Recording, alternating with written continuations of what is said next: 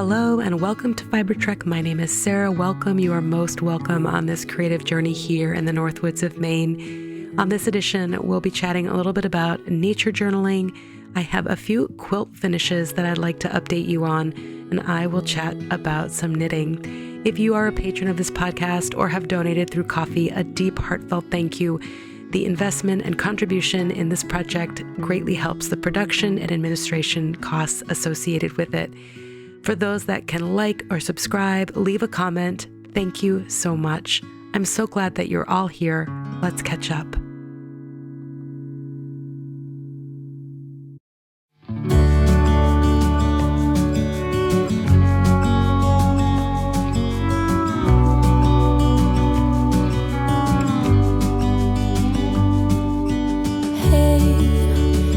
You could see yourself just sitting there on my chair. I'm staring at you, you don't even notice. Should've told you straight away, you don't have to be afraid anymore. I know you haven't noticed.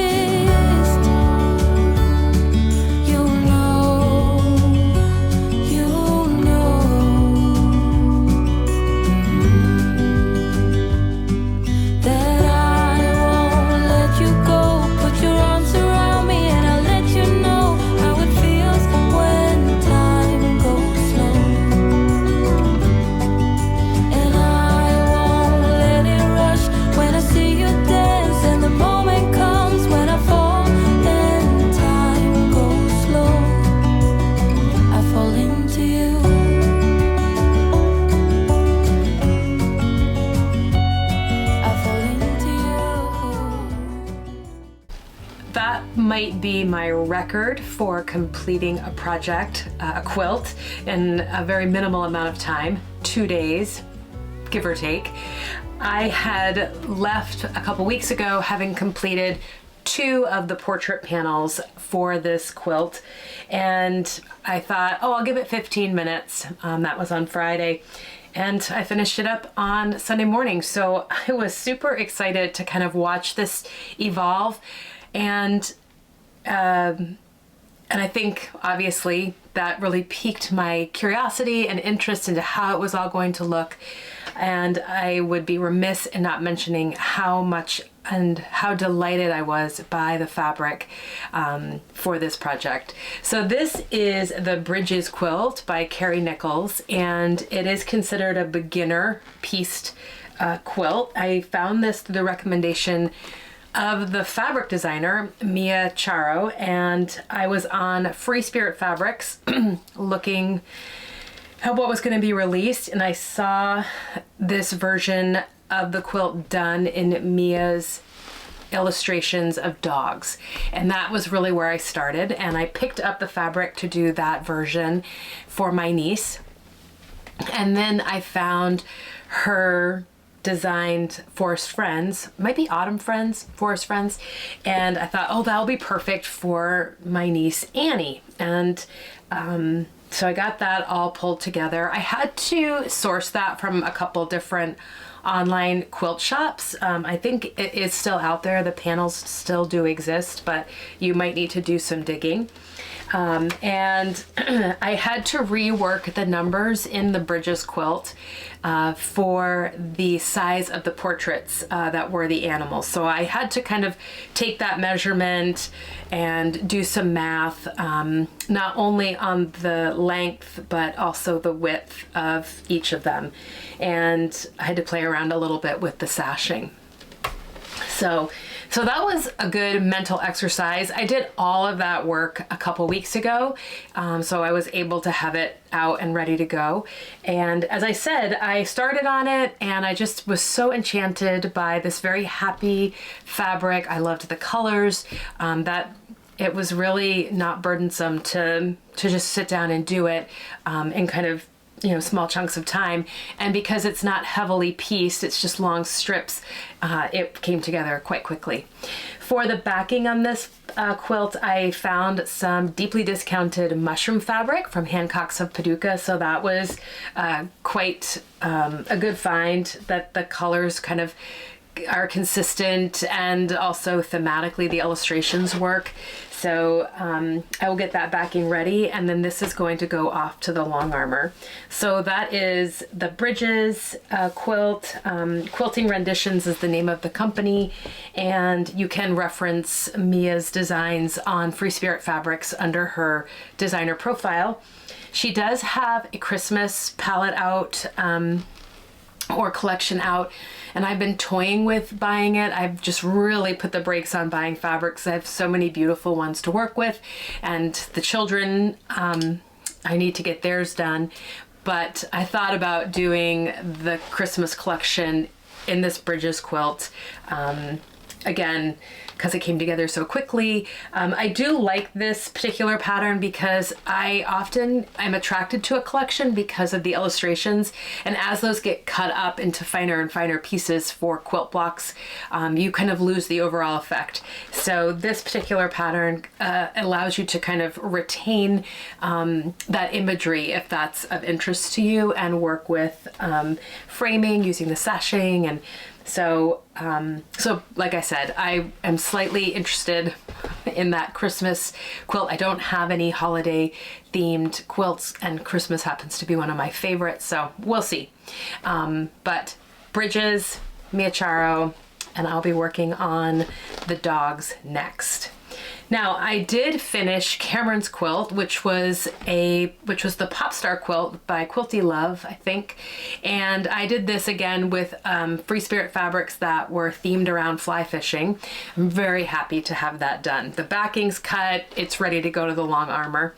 And yeah, so like I said, I'm really happy to have that one done. It was not as delightful in the end. In the beginning, I think I really loved the fabrics for Cameron's quilt, but in the end, I was kind of done with it. Not the same as this quilt Bridges with the Mia Charro. I really didn't want it to end. And in fact, some of the fabric palettes really reminded me of the palette I have picked out for my Agnes sweater at the Woolly Thistle. If you were on Patreon, if you watched the Patreon bonus vlog this past month, I talked a little bit about that and showed the whole palette, and I will be chatting a little bit more about the Agnes in the knitting portion, but I did not go unnoticed for me looking at these palettes in this quilt, the Mia Charro Bridges version, where my kind of palette has been leaning of late. So Cameron is done, Annie is done. I have it hanging around in the background. If you have been following along on my Patreon vlogs, I do have a couple Japanese quilt blocks that I've been working on, and I'm still continuing to hand stitch the Thousand Pyramid from Yoko Sihito's book. So those will be some things that I'll kind of lean back into once I finish all of the children's quilts. The only other thing for the kids I talked about before is going to be a quilt for Cameron made out of homespun fabrics, and he's getting older. He turned 11. The last quilt I made for his bed was a Smokey the Bear quilt and Ranger green themed, but she still loves. But I kind of wanted to get a quilt on the go for him as he's kind of getting older, and have it be a bit more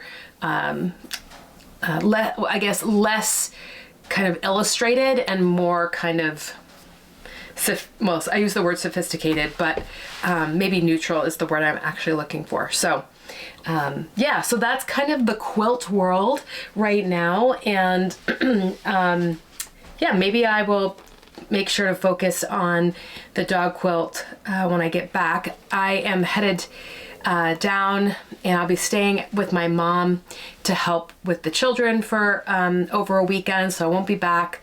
So I'm kind of trying to take stock of what I need to pack in order to be productive while I'm down there. But I don't think I'm going to take quilts because I'm going to have an 18-month-old, an 11-year-old, and a 9-year-old. I'm not really sure if I'll be able to set it all up and quilt. So yeah, so that may have to stay on the back burner for now.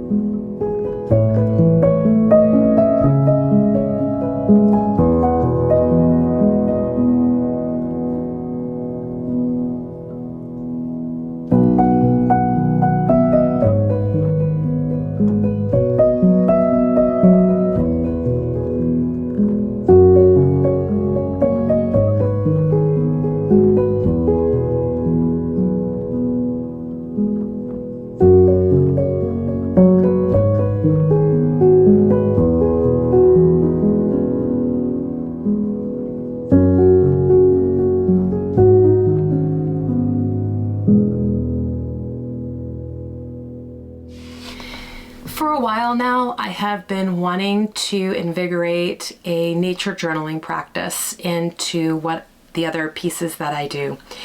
And I've found that it's really difficult for me to kind of create the whole experience. So what will the spread look like? What will the theme be like? What are the materials and the subject? And I was very inspired by a gift I got from a friend. It is the Law's Guide to Nature Drawing and Journaling. And then I picked up the Law's Guide to Drawing Birds. I've talked about my sketching and drawing journey before. I find it difficult, and so doing it, sitting down to practice is difficult. It's intimidating to me. But I recently found a great YouTube channel called My Nature Diaries, and the videos are succinct and short and descriptive, instructional in nature journaling, hence the name. And I found it to be aesthetically similar to what I would aspire for my journals to look like.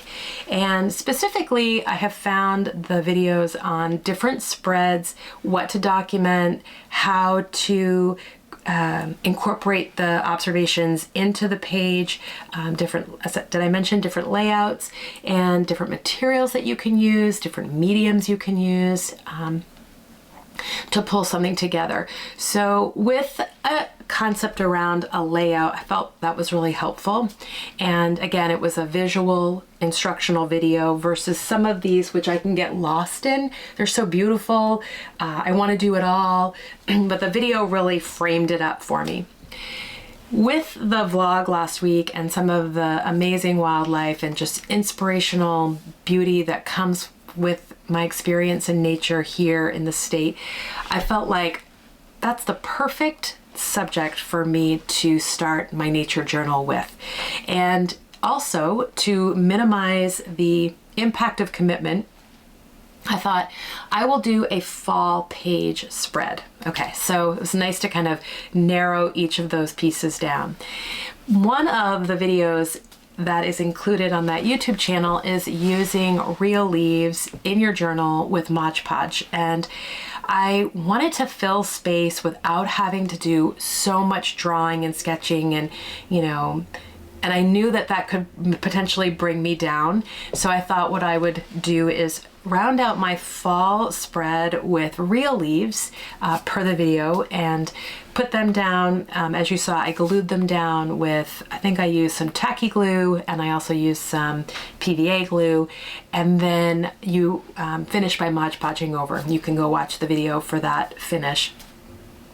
But I wasn't done my spread. I know I want to add some text. I would like to take the trail camera videos, as I said, and use that as a springboard. So I would like to sketch a coyote and I would like to sketch a moose antler. I think I'm going to do that on separate paper and then glue them in. But I wasn't quite sure if I was done with all of the writing and etc. So I haven't Mod Podged down yet. I want to practice my fonts and writing. Sometimes that can be intimidating. So I have a few bits and pieces I want to pull together before I finish, the whole thing. So that is kind of what you saw in that video. Is I'm putting down the fall page. I got my leaves in there and I may be practicing on some sketching or painting of a coyote, the antler. Felt like that fair enough, and I would then be working on my font. So those are the three kind of goals for me for that. And then we'll think about winter. The other thing that came my way that I wanted to share with you is this book, Drawing Nature, The Creative Process of an Artist, Illustrator, and Naturalist by Linda Miller Feldner. And my mom found this and then she got me a copy, and it is absolutely stunning. It is aspirational and inspirational. It is not necessarily instructional for a beginner, and so this really becomes more of fodder for themes and subjects and putting some things together, different styles, sizes, ratios, etc. of items on a page. But again, like the Muir's Law, like the laws guide to nature and journaling. This is very similar. I think it's a nice reference, and again, it's beautiful to look at. So I would like to share with you this book and see if it's something that you would like to add to your library.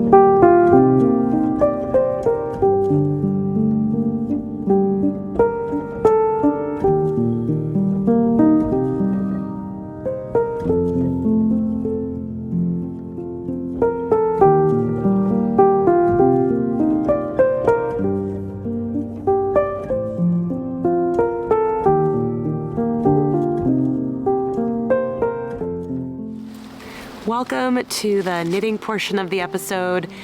I can't quite seem to catch a break this October from illness, which greatly affects my voice, and this time around, instead of just a stuffy nose and kind of voice loss, I'm dealing with a bit of a cough.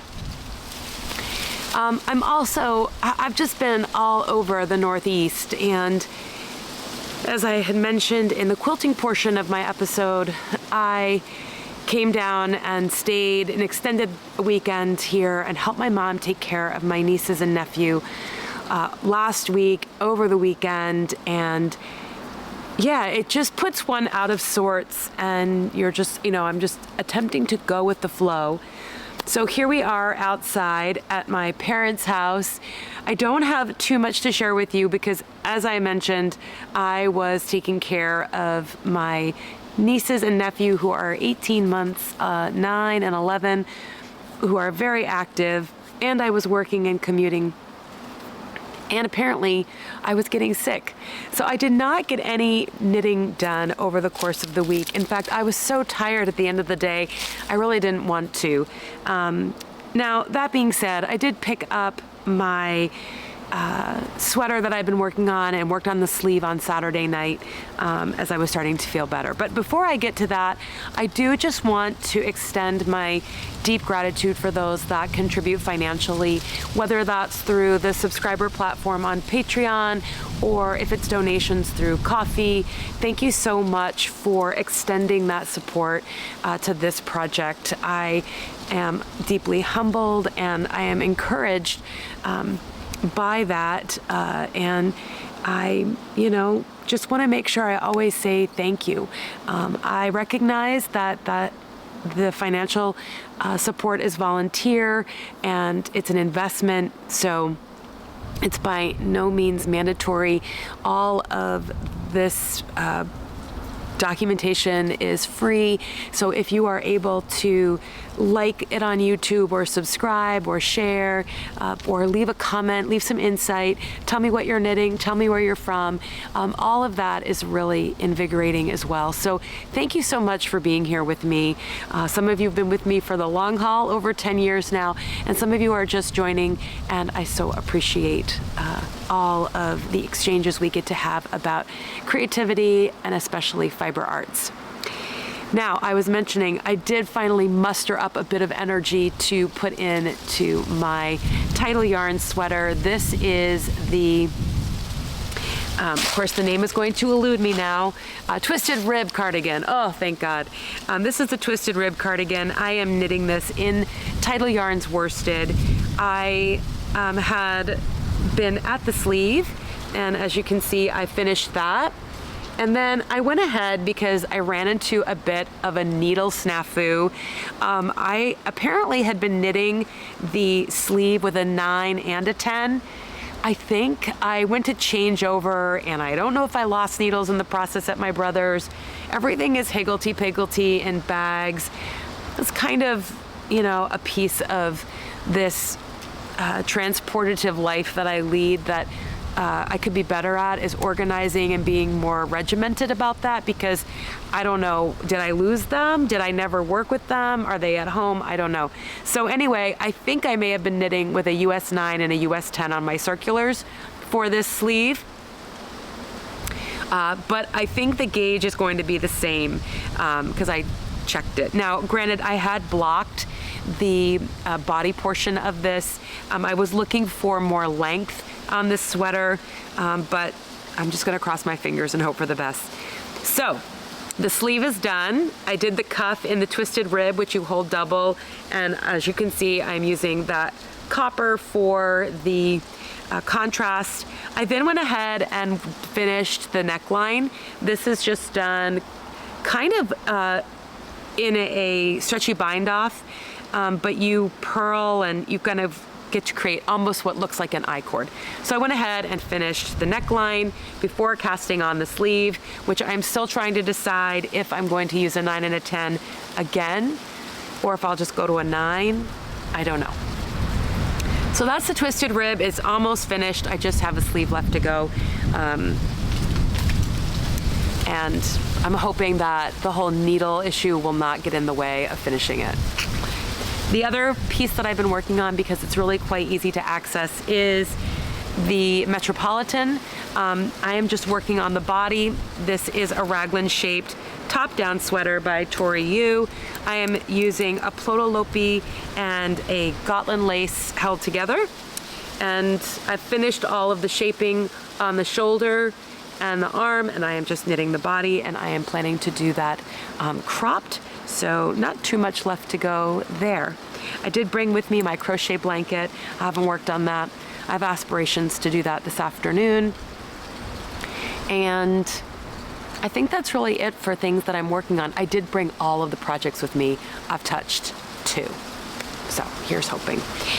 I had mentioned that in the quilting portion, that I am planning to knit the Agnes Kofta by Wiola Designs, and I had talked about that palette and the Ralma Phenol I picked up at the Woolly Thistle on the patron bonus for October.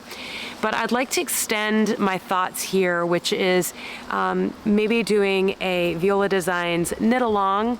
I use that word loosely because I find that I don't really want to conduct it, but I would love, if you're interested in her designs and working with these types of yarns or palettes or whatever, that maybe you'd like to join along too.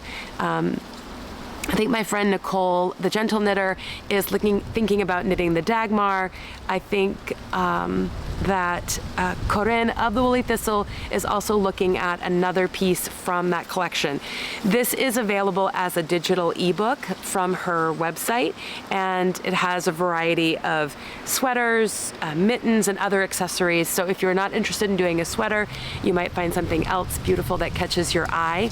The Agnes is knit top down, and so really the kind of coming together around this project is about like deciding on colors working with putting colors together. I think that's probably where a lot of commentary, insight, wisdom, and exchange can happen, is around, how to pick a palette, and what are you thinking about? Will you do what she did? I have based mine off of her design, the dark version, and but I've done some substitutions, and I bought some extra colors to kind of see how I want it to come together. So I'm thinking about that as a January start. If you are interested, please leave a comment below, and I will kind of pull together some ideas about how we can communicate about that. And if I feel like Corinne of the Woolly Thistle, I'm battling the wind today.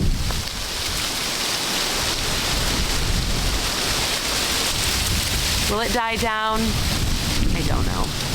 Very frustrating. I'm having a moment with the whole light and sound and background experience, but you're bearing with me.